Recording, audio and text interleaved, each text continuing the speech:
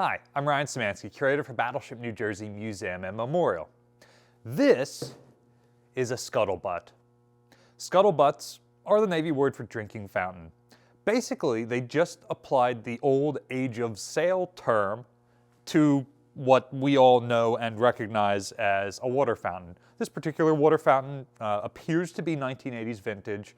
It was installed here in engine room number 2, which would be a pretty hot space when the space was in operation, and never received climate control.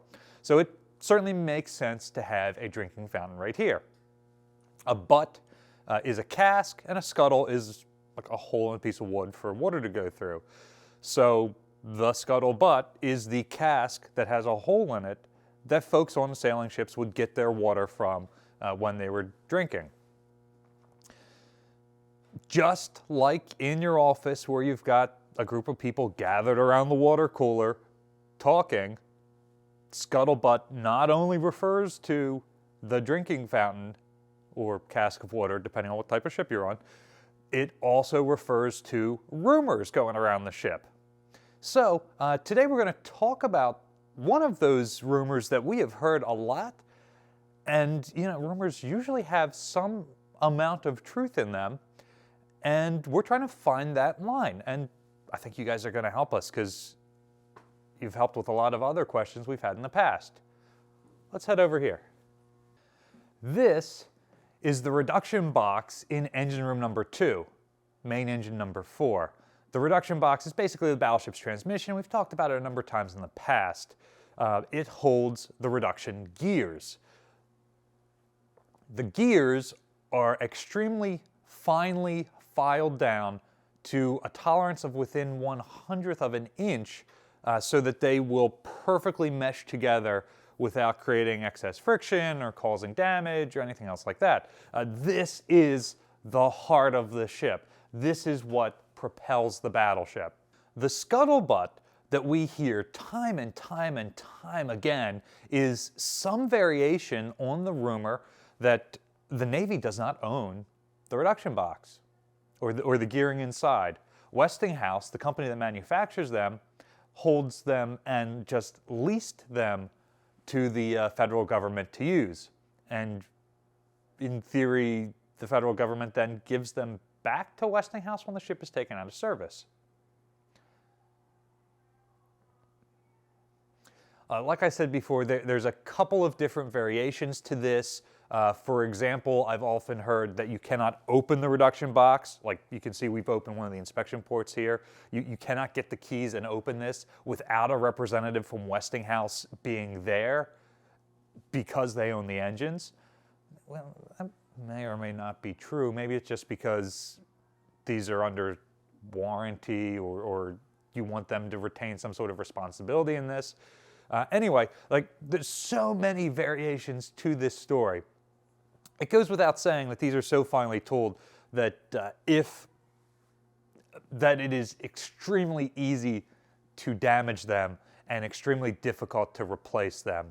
So it makes sense that there's some degree of oversight over these,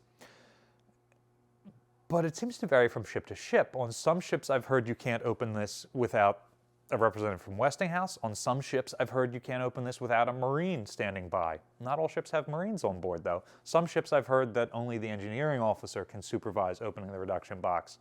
So where exactly is the truth here? To try and find out, we reached out to Westinghouse. Now, I don't have an actual contact at Westinghouse the way we do at some other things. And in the past, corporations like Westinghouse have been extremely helpful with our research. For example, we made a video about our Hobart mixer in the bakery not that long ago, and somebody from Hobart was able to go through their archives and pull up the exact serial number, find the model of mixer and the exact year that was put on board the ship. And that was information that we never had. So it greatly increased our knowledge of a really micro aspect of the ship, which is what us curators are all about, am I right?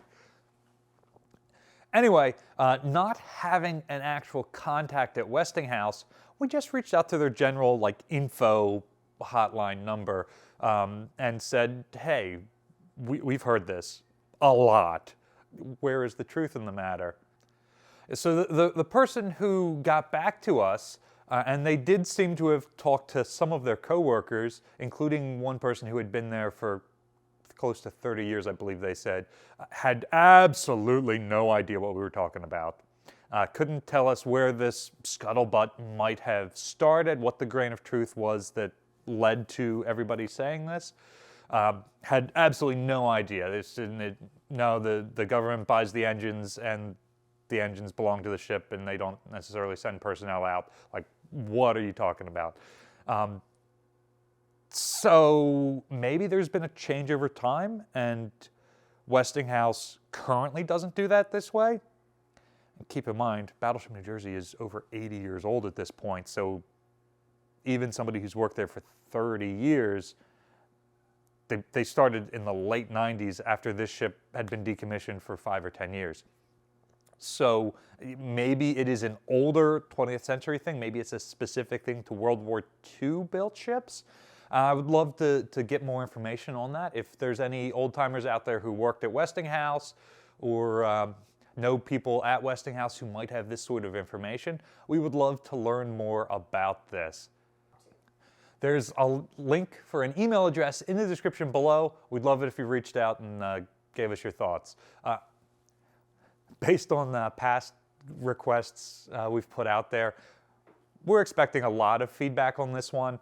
Please forgive us if we don't get back to you. We may not be able to answer all of the emails we receive. Part of why I'm calling this scuttlebutt instead of something else is because it seems to just be perpetrated around the ship. Every engineman who I've ever asked about this said, "Oh yeah, my chief told me that." Nobody's ever said, "Oh yeah, no, the representative from Westinghouse said that they own this." So, like, if your answer is, "Oh, well, on my ship, if EMC so-and-so said that," that doesn't really help. We're looking for something from Westinghouse, like documentation, not necessarily hearsay, because we've gotten a lot of hearsay on this, that tells us what the truth is about these engines. What's another piece of scuttlebutt that you've heard that, like this rumor, you've heard it several different ways and you don't know which way is true? Let us know in the comment section down below. Maybe it's something that we can disprove or something that we can hunt for information on in a future video. Battleship New Jersey receives operating support from the New Jersey Department of State, also from a number of businesses and private individuals like yourselves. Your donations give us the time to be able and do this sort of research. We really appreciate your support. You can also support us by liking, sharing, and subscribing so more people find about the museum and our channel. Thanks for watching.